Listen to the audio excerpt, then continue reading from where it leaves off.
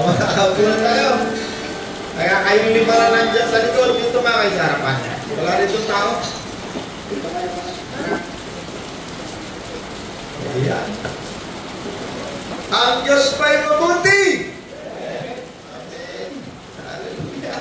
Kaya kung hindi mabuti, hindi tayo nabaha. Siguro tayo, no? Walang nabaha, ha? Kaya nyo, di wala tayong bibigyan ng bigas. Walang nabaha, eh. Sino may gusto na nabaha o bibigyan ng bigas? Kasi ang bibigyan ng bigas, nabaha na tayo, no? Yung nalalos. Kaya bless tayo. Bakit tayo nagbibigay sa nabaha sa mga nasusunugan? No. Amen ba? O sino gusto masunugan para bibigyan natin ng bigas? Wala. God is good. Punta tayo sa Bible natin. Sabay yung nakaraan natin ano. Nung nakaraan, mayroong mensahe sa atin ng Panginoon. Ano sabi? Turuan mo ang iyong mga kapatid na mananampalataya na gumawa ng mabuti. Yes. Right. Napakaganda ng mensahe. Ganun lang naman ang mensahe ng Panginoon. Yes. Huwag tayong gumawa ng kasamaan sa ating kapwa. Ano tayo? Efeso 2:8 and 10. 1 muna, 1. Efeso 2:1. Sabi rito sa Efeso 2:1, noong una'y patay kayo dahil sa inyong mga pagsuway at mga kasalanan. Sinunod ninyo noon ang masamang takbo ng mundo ito at napailalim kayo sa pinuno ng mga kapangyarihan sa ipapawid. Ang Espiritong naghahari sa mga taong ayaw pasakop sa Diyos. Hallelujah! Ano sabi? Noong una, mga patay. Mga patay. Sabihin ng patay, tayo ay nawalay. Yes. Wala tayong relasyon sa Diyos. Noong una yun. Noong una, tayo ay napasailalim. Ang sinusunod natin noon ay ang masamang takbo ng mundong ito. Tayo ay napasailalim sa pinuno ng mga kapangyarihan sa ipapawid ang Espiritong naghahari sa mga taong ayaw magpasakop sa Diyos. Kaya pala ang tawag sa mga taong ayaw magpasakop sa Diyos. Ano yun? Number 1, sila ay mga patay. Ang tawag sa kanila ng Diyos, nawalay, walang relasyon. Subalit ngayon, dati tayo yung pinaghaharian ng Espiritong naghahari sa mga taong ayaw pasakop sa Diyos. Subalit ngayon, sino tumanggap na kay Kristo? Subalit ngayon, no? Dahil nasa atin si Kristo. Mateo 1:21. Ay, basa ulit. Mateo 1:21 na sabi rito, magsisilang siya ng isang batang lalaki at Jesus ang ipapangalan mo sa sanggol. Jesus! Okay? Sapagkat ililigtas niya ang kanyang bayan sa kanilang mga kasalanan. Ayun. Subalit, nung isilang si Jesus, anong ginawa ni Jesus? Ililigtas niya si tatay, ako, Kuya Soseng, si Kuya Edwin, sa ating mga kasalanan. Bakit? Ang kasalanan, yan ang nagpapahirap sa buhay ng napakaraming tao. Kaya ang isang dahilan bakit si Jesus ay naparito sa lupa upang tayo'y iligtas sa ating mga kasalanan. Si tatay, napakaraming kasalanan tinanggal ng Panginoon niya. Si nanay, gano'n din. Si Kuya Edwin. Dati mga pwedeng ba tayo masama, mabuti? Masama na, bakit? Ninanakaw. Ninanakaw, bakit ninanakaw? Niloloko. Bubalik sila ng tulay. Pag ano yung gustong patamain, may bolang mabigat yun. Kumare, pati yung mga kapo, pati mga kubrador, lolokohin din yun eh. Diba, niya, rarabihin mo na yun eh. Tinitingnan kung mayroong malaking tayo, baka tumama. Kaya ko sinasabi, hindi pahiya si tatay. Si Kuya Edwin, si nanay. Kasi matagal na panahon, si tatay, si nanay, Kuya Edwin. Yan yung mga kapo sila ng huweteng. Kaya alam nila huweteng. Hindi nanguhula simula yan ang sinasabi. Si tatay, protector yan ng drug, ng buweteng Lord dito sa Rosario. Tama tayo, no? Katotohanan to, pero hindi na ngayon. Yung may ng buweteng dyan sa Rosario, sa Cavite, ang pangalan na yun, hindi ko na sasabihin kung sino. Si tatay, protector niyan. Si nanay naman, yan kalaw ko kabo. Kabo tawag na eh. Kuya Edwin, kabo yan. May mga kumbrador yan. Nalimutan ang pangalan na yun. Narajan ka sa may ng araw. Meron kaming ng araw. Ako'y driver eh. Doon sa langkat doon sa lugar namin sa Tansa, maghahatid ako ng mga mangungubra dyan. Alam ko yan eh, na ako, arkilahin yung tricycle. Nung malahon, jeep na, isang jeep na kubrador. Ay si nanay pala, ito palang mapapangasawa ko eh, ito pala ina ng weteng. Pagdating doon ko yung nanay, abay, maraming kubrador. Diba tayo? Si tatay naman, abay nako, ando sa puno ng siya nakaupo doon, kanang kamay nung Kaya alam ni tatay yan, ang weteng kasamaan yan. Mahirap na kukubrahin pa pera. Meron na bang weteng Lord na nalugi dahil tumama yung Hindi tatama, nay na? Bakit hindi tatama, nay?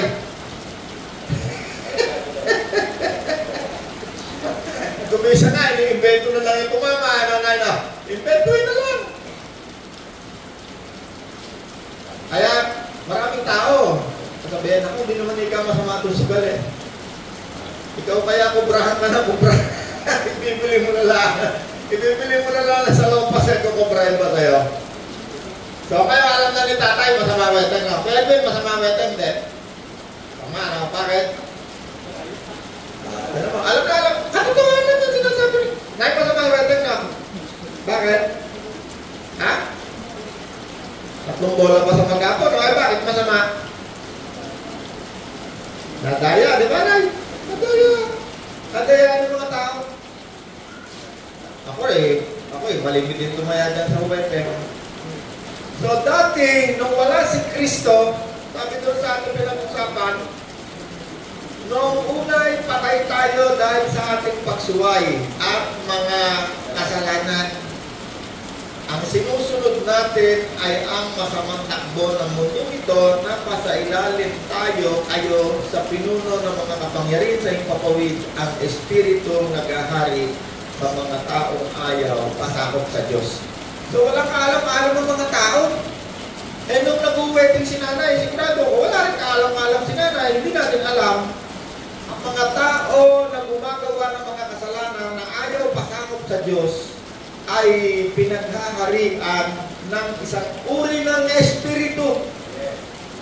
Anong uri ng espiritu yun? May identity, may identity siya. Ang espiritong ang Diyos ng kasamaan na bumubulag sa mga taong ayaw tumanggap kay Kristo. Sabi doon sa sumunod na verse na binasa ni Kuya Joseph, nagkaroon ng sa Mateo 1:21, sisilang ang sabi kay Joseph, sisilang ang isang batang lalaki, Jesus ang ipapangalan mo sa kanya sapagkat ililigtas niya si Kuya Edwin, si nanay, si tatay, ako, si Kuya Edwin, at ang lahat ng sasampalataya sa kanya. Magsisisi. Ay ngayon, tatay, nag-uweti mo ba kayo, Nay? O bakit? Ano nangyari? Nangyari bago na. Tanongin natin si nanay, Nay, bakit? Ano nangyari? Tinigil na. Yung masama yun. Yung katotohanan, Nay, kaya gusto kong malaman paano, bakit hindi na ngayon ang umubra ng wedding? Umpisa lang na makilala sa Kristo. Ayun ang pinakasaktong sagot.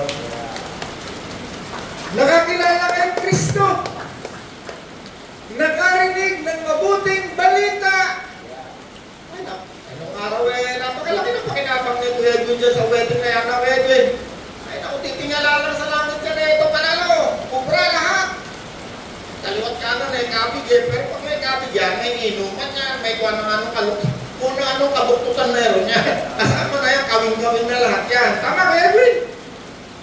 Pero dahil nakakilala kay Kristo si nanay, ay siyempre, ang unang nakakilala si anak, si Linda Perillo, na ngayon ay isa ng prinsesa, dahil sa siya naging anak ng Diyos. Di ba? Anak ng Diyos eh. Hari yung ating Panginoon, hindi prinsipe tayo ngayon. Pwedeng tawagin tayo mga prinsipe. Pero huwag naman ganun, baka nakakaya ng baka sabihin na, Prinsipe Jose. So, ang katotohanan, dati, ako na, example ko na sarili ko, pamilya namin. Dati kami namumuhay sa kasamaan. No? Pati yung mga pangungubran na kasiyasiyang pambili ng pagkain ng mga tao, kinukubra pa natin yan. Ngayon, alam na natin na yun ay masama nanay. At nung nakakilala si nanay kay Kristo, ay naku, malaki-laki ng pera na pakinabang mo dyan, nanay. Pag yan ay nakakakubra ng malaki-laking tama ng iba. Punta na yan doon sa Cavite City, bili na ng putsero yan. Ay naku, pala sa basawa ko. Salamat sa Panginoon, nakakilala kay Kristo. Pinagpala! Okay. Yung pamilya, tumigil. Nagsisi. Yun ang ibig sabihin ng nagsisi. Yung kakaway-kaway pa ang prinsesa ng wedding, Dati yan. Hindi na ngayon. Bakit? Pag hindi mo nakilala si Kristo, hanggang mamatay ka, butas-butas ng panty mo, hindi ka makabili. Kung tama na yun, naku, bahay nga ni Tata, hindi nga napagawa, tulo ka na nga. Pero nung nakakilala kay Kristo, abay naku, ay nasa mansion ngayon. Di ba, nanay? Abay si Kuya Edwin, nandun ngayon sa Lancaster, kaganda-ganda na. Walang baha, walang tulo. Abay dito, ay nung nag-uweting ngayon, ay naku po, hindi kaya sa kamain ng pas. God is good! Kaya ang Diyos ay mabuti. Bakit? Dalawang verse pa lang ang binasa natin Alam na natin ang napakagandang pagkain ng kaluluwa natin Yan ay pagkain ng kaluluwa. Hindi natin kailangan gumamit ng mga Hebrew, ng mga ngayon na marami nagtatalo-talo. Yung mga Jehovah kung ano salita pinagtatalunan.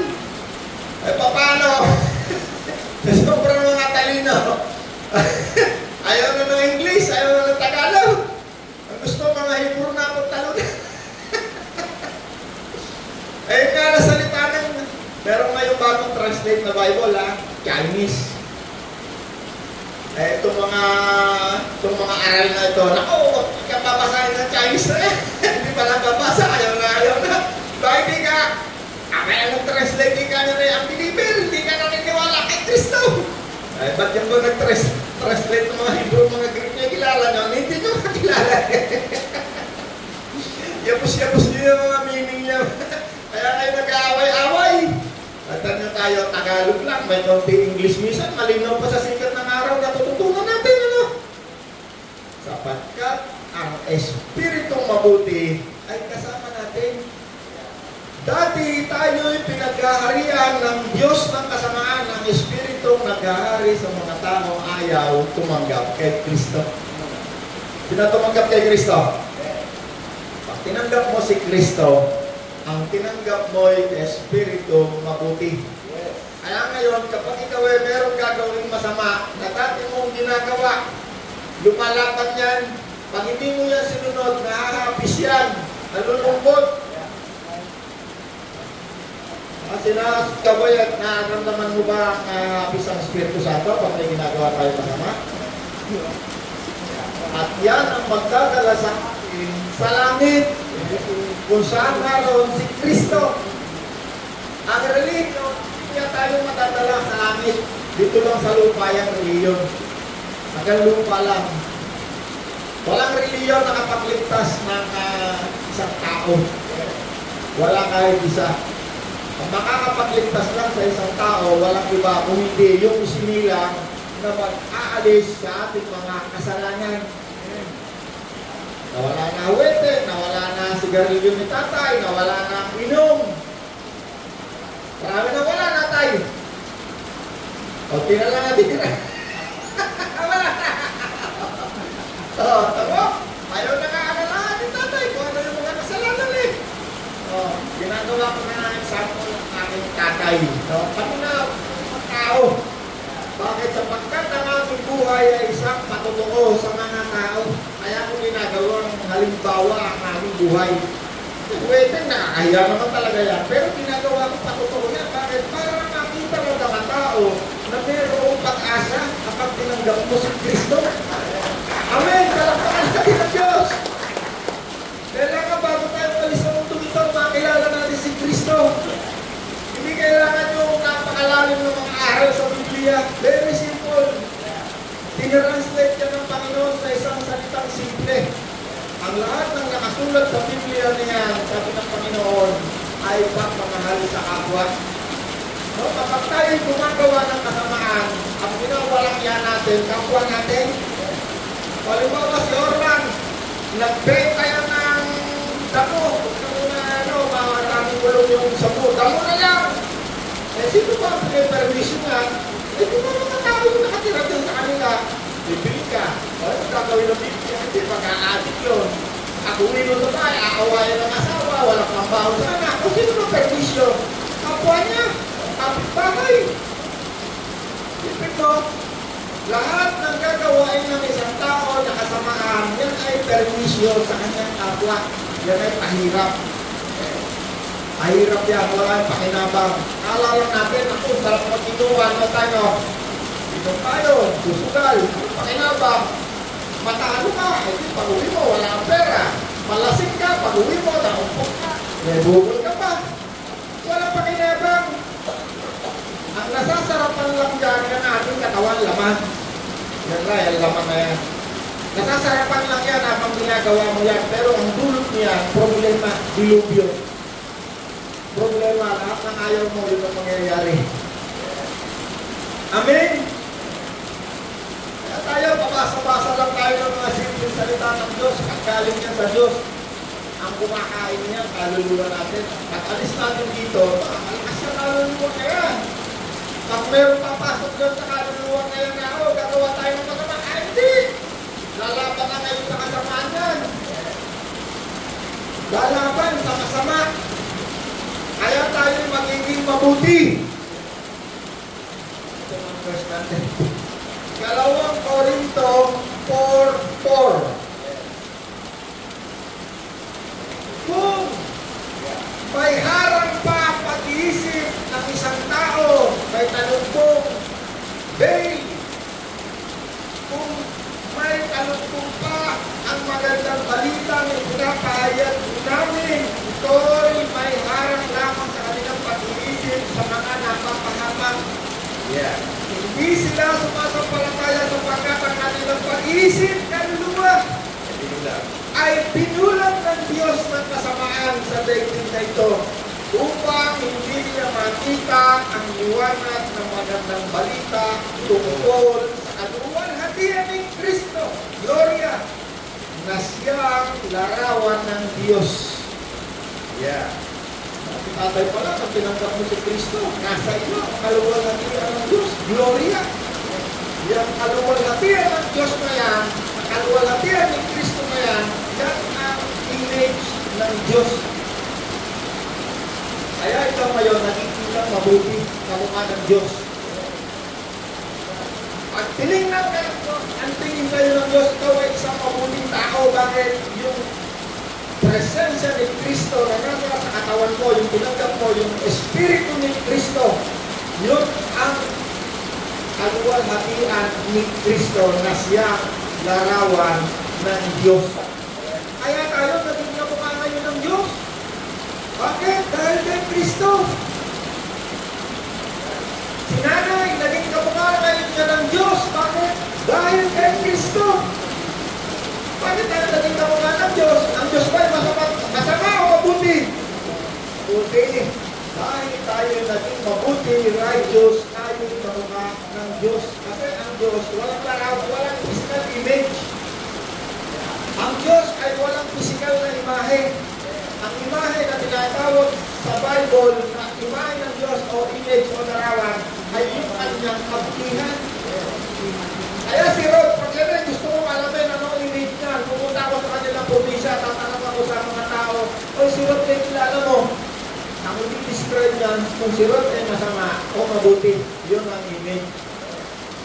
At yan ay masama doon sa kanyang bayan dahil hindi pa nakakakilala kay Kristo yan, nagsasabihin yan. Sasabihin ng tao, pagkatanungan si Rodrigo, ay naku po, ay pati yung mga hayop sa bukid ay nire-retunan. Masama.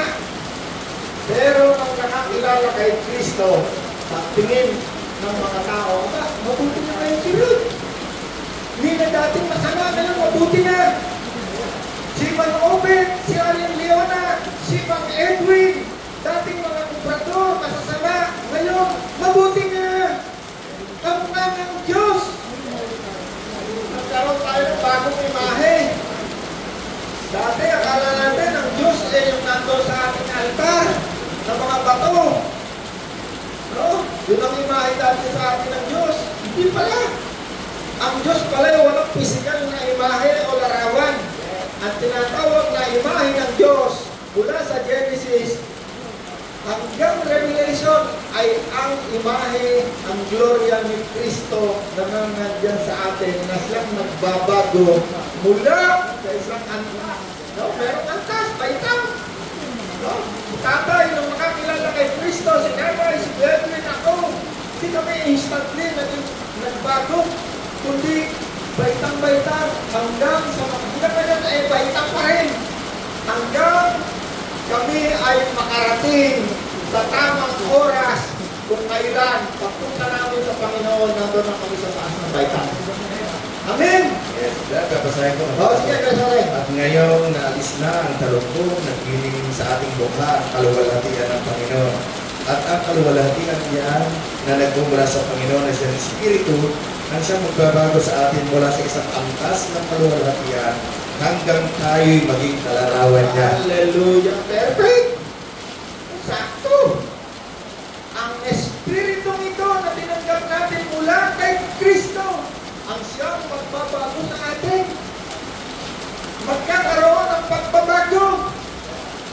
Kaya nga si Kuya Jaime, yan ay pusakal na kung ano man, kung magnanakaw man yan, hindi aabutin ng kamatayan yan. Mawawala ang kanyang pagiging pusakal na magnanakaw o nasa iyo. Mawawala ang kasalanan. Bakit? Si Kristo ang mag-aalis ng kasalanan. Hindi tayo. Hindi ikaw. Ay pagka-resolution na yan, New Year's resolution, wala yan. Hindi mo pala yan. Bukas mahalaman ang balik mo yan. Pero tatanggapin mo si Kristo. Ikaw ay magsisi. Makita mo sa araw. Ikaw mismo, makita mo buhay mo ba? Hindi ko na pala ginagawa yung mga bagay na ginagawa ko dati nagpapahirap sa akin. Aba, mahal na mahal ko na ngayon ang asawa ko. Aba, mahal na mahal ko na yung anak ko ngayon. Kasi masipag na ako ngayon. Dati, nagsisipag lang ako para makapag-inom. Kaya hindi na. Matututo kang magmahal sa sarili mo. Susunod yung kapitbahay mo at tutunan mo na mahalin niya. Amen! Hallelujah! Woo! Ayun, napasa rin ko yung sausage. Hallelujah! Kasi kung minsan kapag ikaw ay magtuturo, gagamit ka pa ng napakarami salita, hindi kayo makakasundo na tinuturuan mo. No, nung minsan nagturo ako sa isang Muslim. Amo ko, boss. Abay, wala kami complaint sa aming pinag-usapan. Lahat ng salita nagkasundo kami. Tinuro ko sa kanya, ano ibig sabihin ng Allah, God. Tinuro niya sa akin, sino si Jesus sa Bible nila, isa. Kasi, Arabo, ako'y Pilipino, English. Paano magkakasundo? Ang pinagtatanungan ngayon karamihan ng mga sanay na sanay sa Bible, yung mga Hebrew, mga Greek. Baka meron ng turo na isa, nakawin ka sa liligayan. Kasi sumobra na rulong hindi naman kasundo. At itong amo ko na to, na Muslim, amo ko ha, nakapangaral ako ng mabuting balita sa akin. Nagpakilala ko ang Panginoon na siya ang tagapagligtas. Pero kilala namin na pala ang Panginoon eh. Propeta. So, mas lumalim ang kanyang pagkakilala kay Kristo. Naging Panginoon na siya ngayon. Bakit? Dahil siya ay nakarinig ng mabuting balita. Efeso 1:13. Sa pamamagitan ni Kristo, si Tatay Rin at ako, si Kuya Jose, at tayong lahat na narito, nang makarinig tayo ng magandang balita, ito'y nagdulot sa atin ng kaligtasan. At tayo ay sumampalataya kay Kristo. At tayo'y pinagkalooban ng Espiritu Santo bilang tatak ng pagkapili sa atin. Ano meron tayo? Kung tayo tumanggap kay Kristo, nilagyan tayo ng tatak. Anong tatak? Espiritu mabuti. Espiritu banal. Espiritu Santo. Espiritu ayaw ng kasamaan. Kapag si tatay magagawa ng masama yan, yung isip niyan, kaluluwa yan eh. Yung kaluluwa, yan ang tinuturuan, Espiritu mabuti. Alam mo ba, maraming tao, ang kaluluwa nila ay nakakulong. Maraming tao, nakakulong ang kaluluwa. Naikukulong ang kaluluwa.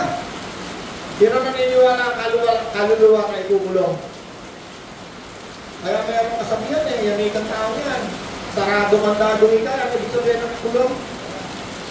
Nakakulong sila, naturuan sila ng mga maling aral na doon sila nakakulong.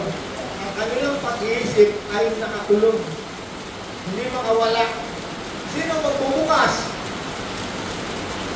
Sino magbubukas na isang kaluluwang nakakulong? Walang iba kundi si Jesus. Sabi ni Jesus, ako ang katotohanan at ang katotohanan ang magpapalaya sa isang kaluluwa na nakakulong. Nabasa niyo yun? Dati nakakulong tayo lahat. Kinulong tayo ng Espiritu naghahari sa daigdig na ito, ang Diyos ng kasamaan. Pero nung nakilala natin si Kristo, merong nangaral, ako'y nakalaya. Kaya nga ngayon, nangangaral ako, nagsishare ako ng mabuting balita. Bakit? Nais ko tayo lahat nakalaya. Kapag tayo'y nakalaya na, tayo'y dadalahin ni Kristo sa isang mapayapa at greener pasture. Ba yung greener pasture sa Tagalog? Napapay-bisa-umisa pag di ko matagalog eh. Sariwa at luntiang pastulan ng kaluluwa. Ano ang gagawin sa atin ni Kristo? Papastuloyin yung ating kaluluwa, pakakainin. Anong ipapakain? Mga sariwang damo, pasustansya. Hindi tayo pakakainin ni Kristo ng mga panis na pagkain. Alam mo sino nagpapakain ng mga pagkain panis? Yung pag kinain mo, matatay ka, pupurong-purong putang-puit mo. Yung mga patatalino, pakakainin ka ng mga Hebrew, mga Greek, mga Latin. Hindi mo maintindihan eh. Alam mo, kumakain lang ng mga ano-ano damo. Nakain na kinakain, mga kambing. At yung kambing, hindi yan tupa. Yan ay matitigas ang ulo niyan. Kaya sabi ng Panginoon, inihiwalay ang kambing at ang tupa sa kanyang pagbabalik. Sino yung mga kambing na yan? Yan yung pinalamon ng mga pagtalino, mga Hebrew, mga Greek na hindi nila maintindihan. Nilamon niya, mga Latin. Hindi nila maintindihan, kain ang kain. Tawag daw kambing. Lahat na sabihin niya, hindi naman nila naintindihan. Pinaniniwalaan. Hindi nila alam yung nagtuturo sa kanila. Hindi rin naman naunawaan yung tinuturo. Ang nagturo lang eh si Google at saka si Webster, dictionary. Ayan na ako. Alam mo yung Bible natin na yan, iba ang meaning niyan, karamihan sa Google at saka sa Webster dictionary, magkaiba yan. Bakit? Kasi sa Bible, ginagamit sa pangungusap ang bawat salita.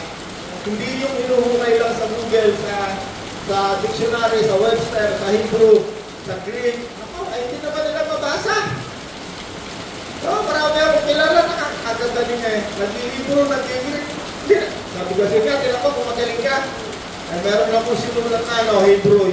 Ang Hebrew kasi, hindi yung alphabet. Hindi yung katulad ng salita natin na A-I-O, Abakada-Ega. Hindi. Parang katulad yan ng Chinese letter na karakter yan hindi mo mabasa.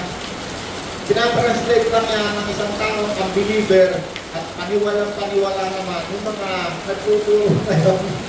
Ito yung kahibro. Nagkaaway-away sila din eh. Noong sa araw, meron ako isang kaibigan na nagturo eh. Dead Lapis. Dead Lapis. Liker ko yan eh.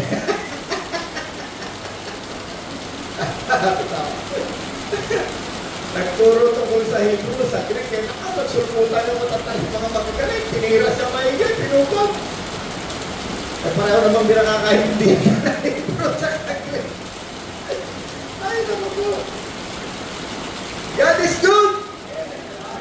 Okay, ano sabi sa Efeso? Sa pamamagitan lamang ni Kristo, tayo'y nakarinig ng salita ng katotohanan ng magandang balita. Ang magandang balita ito ang nagdulot sa atin ng kaligtasan, kaya tayo'y sumampalataya. Tayo'y naging mananampalataya dahil sa magandang balita. Tayo'y pinagkalooban ng ipinangakong Espiritu Santo bilang tatak ng pagkapili at kahirang sa atin. Okay, sino tumanggap kay Kristo? Taas ang kamay! Tayo naligtas dahil lamang sa awa ng Diyos. At ang awa, ito'y hindi pinagpapaguran. Ito'y dahil lamang sa kabutihang loob ng Diyos, grace. So, kapag sinabi mo, ikaw ay naligtas kasi ingatan mo sarili mo, ay di sa sarili mong gawa. Dahil ang definition ng grace, doon sa ating mga verses ng mga nakaraang araw, ano ba yung verse natin nakasera tungkol sa grace? Ang grace, ang awa, dahil sa agandang loob ng Diyos, tayo ay naligtas, hindi sa ating gawa, kaya walang maipagmamalaki ang sinuman. Ito, sapagkat dahil sa kagandang loob ng Diyos, kayo ay naligtas sa pamamagitan ng Kristo Jesus, sapagkat dahil yun, pamamagitan ng pananampalataya at itingalog ng Diyos at hindi mula sa inyong sarili, hindi ito bunga ng inyong mga gawa, kaya walang may pagmamalaki ang sinuman. Hallelujah! Ang ibig sabihin ng grace, ito'y hindi mo may pagmamalaki kasi wala tayong ginawa dyan. Ang kabutihan ng loob ng Diyos o grace, ang definition niyan, hindi dahil sa iyong gawa, kundi dahil ito'y sa kagandahang loob ng Diyos. Okay, bakit tumanggap tayo ng Espiritu Santo, ng tatak? Dahil kay Kristo. Bakit tayo sumampalataya? Nakarinig tayo ng nangaral ng mabuting balita. Bakit nandiyan ng Espiritu Santo? Dahil naawa sa atin ng Diyos. Ang kaligtasan ni Tatay ay dahil lamang sa awa. Naawa ni Tatay, naawa sa akin.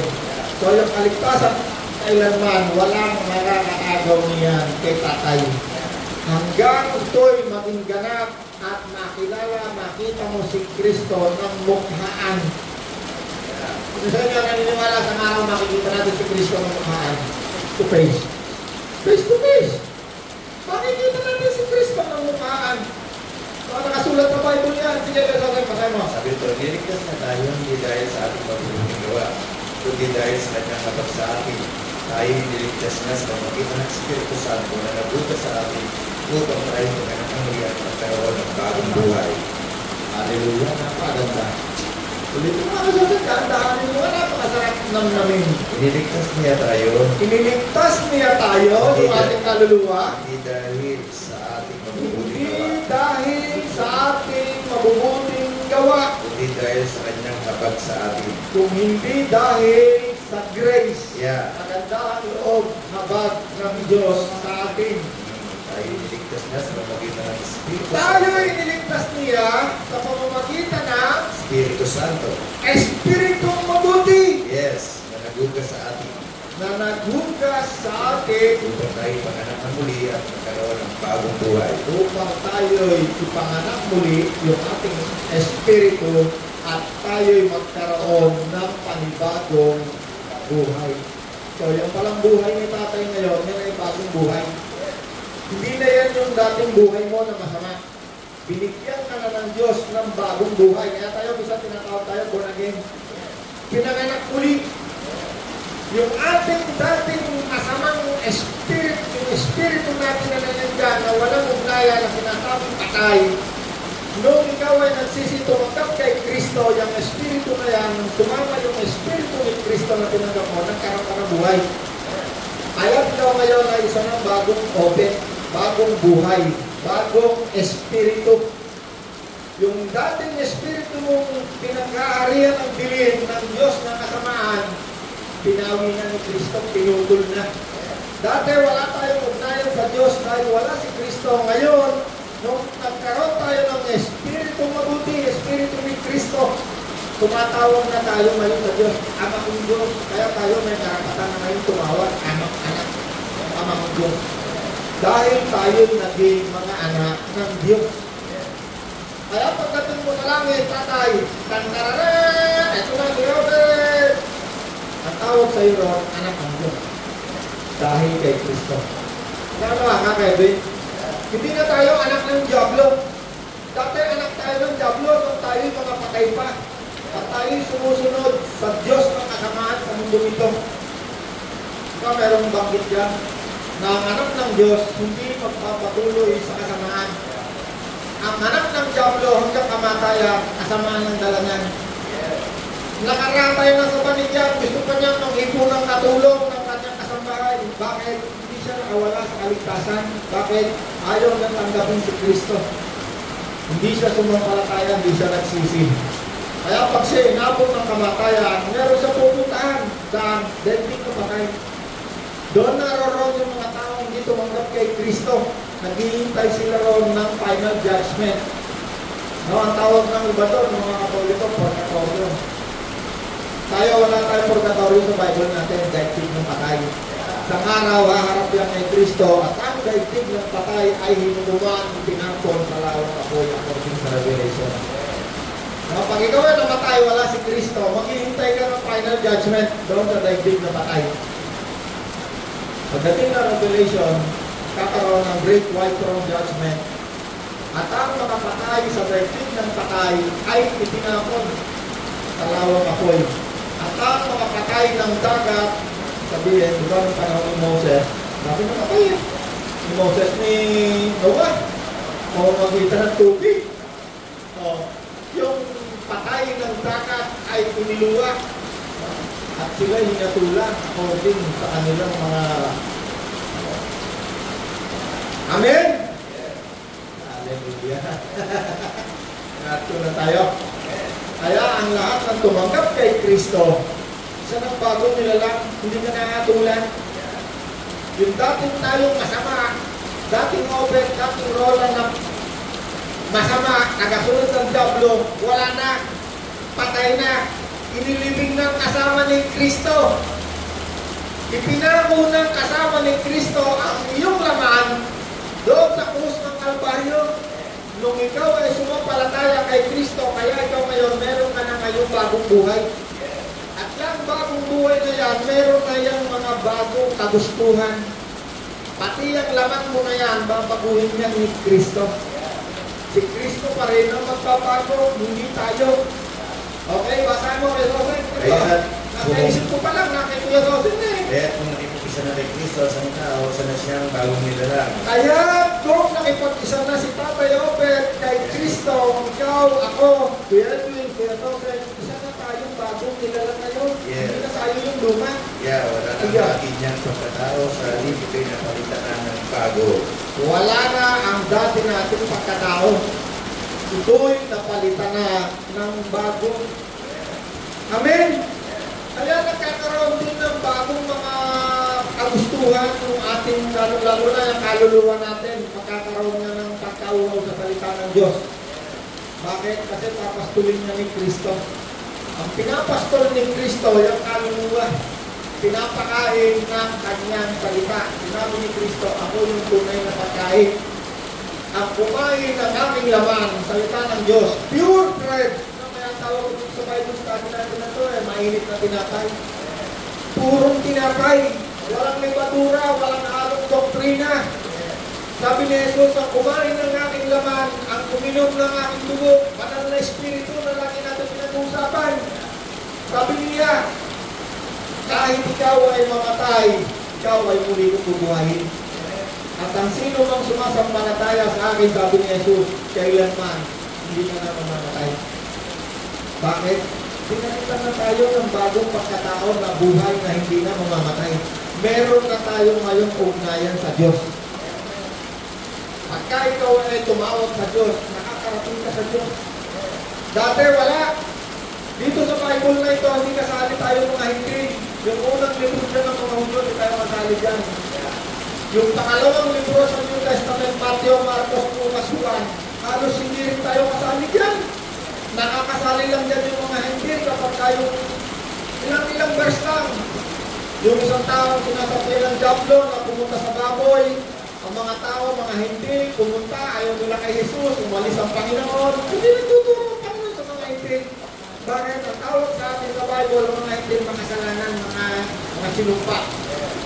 Kaya sabi ng Panginoon, nung minsan may lumapit sa kanyang isang babaeng hengking na nagmakaawa, may sakit yung kanyang anak. Sabi ng Panginoon, hindi dapat ibigay sa mga aso, sa mga anak lang. Mapagpakupa ba yung hengking? Sabi ng hengking na babae, Panginoon, kahit kami aso, naghihintay kami ng mga mumo na nalalaglag sa hapag ng mga amo. Sabi ng Panginoon, ngayon naman makakita na dyan, tumalang at pananampalataya, huwi ka na, magaling na yung hinihingi mo. Alam mo, pag tayo ay nagpakubaba, marami ngayon mga hindi mananampalataya, sobrang yayabang. Ako, wala na yung Hudyo, kami na yung Hudyo, kaya nakasalita na natin. Wala na Hudyo, wala na Hudyo. Ang Panginoon ay isang Hudyo. Huwag natin ipantay ang ating sarili sa isang Hudyo. Napakataas ng lahi ng Hudyo. Sila yung mga piniling physical na tao na meron kanan kung bakit hanggang sa mga oras na ito hindi sila naninip Kristo. Dahil sa grace sa atin. Panahon natin ngayon ng grace. Awa. Ang mga Hudyo na yan, pag yan ay humarap na kay Kristo, ang time ng grace, maaaring magtapos na. Hindi na tayo maaari pa. Kristo, ikaw Panginoon ko, patawarin mo, hindi na po pwede. Papatayin ka na ng gobyerno. Bawal na yan ganito. Ang mga ngaral naman, yung mga Hudyo. Ang mga ngaral ng mga Hudyo niya, yung electric. Hindi, Chinese, kapwa nila Hudyo, mga ngaral na ng electric. Pero yung time of grace, maaaring matapos na. Hinihintay na lang ay ang ilang bilang na mga hentil na sasampalataya kay Kristo. Bakit? Itinatayo ngayon ng Diyos ang isang napakabanal na templo at ang templo yan ay tayo. At yan ay may bilang. Doon ang mga Hudyo na to, naghahanda na rin. May tatayo ng templo. Saan doon? Pisikal na templo sa Israel tayo pinuntahan natin. Na ang nakatayo ngayon ay templo ng Muslim. Kung saan si Isaac ay inialay, doon nila itinayo yung templo ng Muslim ngayon na dating ginawa ni Solomon ng templo. Saan yung mga ikapo ng mga Israelita ay dinadala roon. Sa panahon nito, wala isa mang Israelita na nagbibigay ng ikapo. Wala kahit isa. Bakit? Meron sila ngayong bagong gobyerno at meron silang napakagandang taxation system sa buong dating. Ang ilang gobyerno sa ngayon ay parliamentary democracy. Meron silang prime minister ngayon, hindi nakatulad ng araw na si King David. Pero ibabalik mo yan ang dating ng templo. Muling i-restore ang kaharian. Kaya sinabi ng mga apostol noon, Panginoon, itatayo na ba ninyo muli ang kaharian ni David? Sabi ng Panginoon, ang panahon, ang pagkakataon ay hindi pinagkaloob na malaman sa inyo ang kailan. Ang Diyos lamang. Amen! Tayo pa tayo, bro? Hallelujah! Ikaw ang hari at tagapaglikha. Banal mong pangalan, aking itaas. Panginoong Jesus,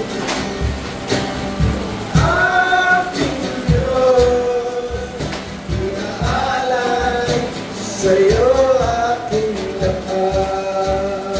Noong nakarang linggo, nagkatok konti sa mga nasunugan. Amen. At sana nawa ay wala nang masunugan at mabaha para Yes, that's right. yung salapin na binibigay natin na yan ay maghintay pa ng paano tutulong sa ating kapwa.